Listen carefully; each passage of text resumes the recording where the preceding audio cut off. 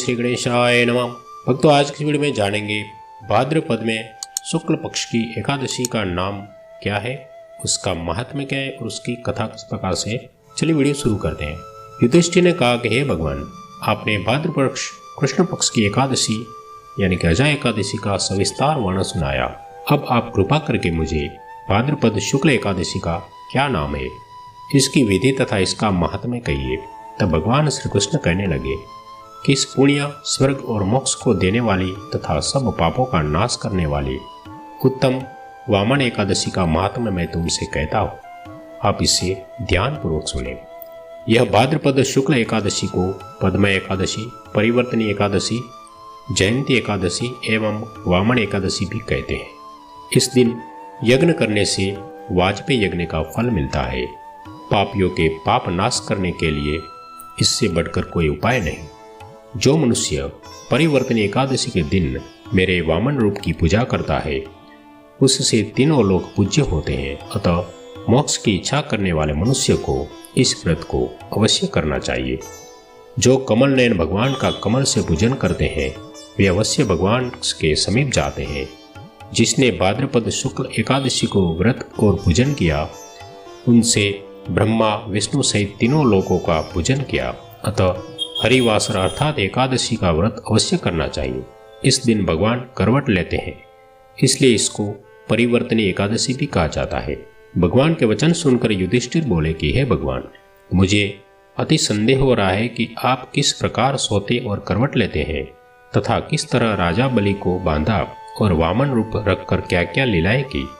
चातुर्मास के व्रत की क्या विधि है तथा आपके शयन करने पर मनुष्य का क्या कर्तव्य है, सो आप मुझसे विस्तार से बताइए। श्री कृष्ण कहने लगे कि हे राजन, अब आप सब पापों को नष्ट करने वाली कथा का श्रवण करें। त्रेता युग में बलि नामक एक दैत्य था। वह मेरा परम भक्त था।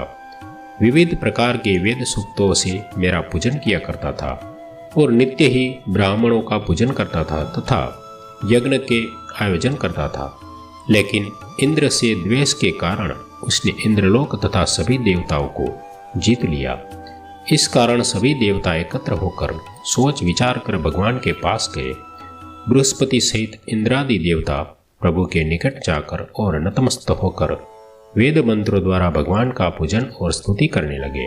अंत मैंने वामन रूप धारण करके 5वां अवतार लिया और फिर अत्यंत तेजस्वी रूप से राजा बलि को जीत लिया।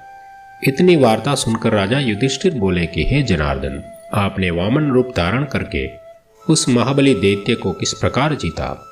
श्री कृष्ण कहने लगे, मैंने वामन रूपधारी ब्रह्मचारी बलि से 3 पग भूमि की याचना करते हुए कहा, यह मुझको 3 लोक के समान है और हे राजन, यह तुमको अवश्य ही देनी होगी।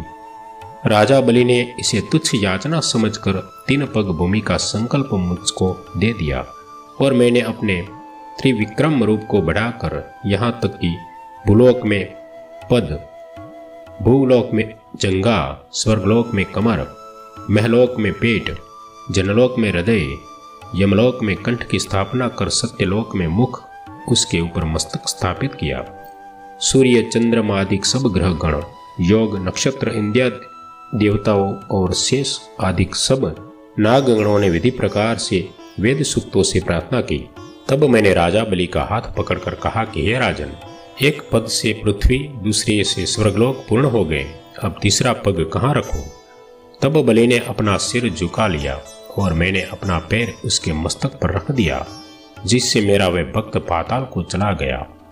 फिर उसकी विनती और नम्रता को देखकर मैंने कहा कि हे बलि, मैं सदैव तुम्हारे निकट ही रहूंगा।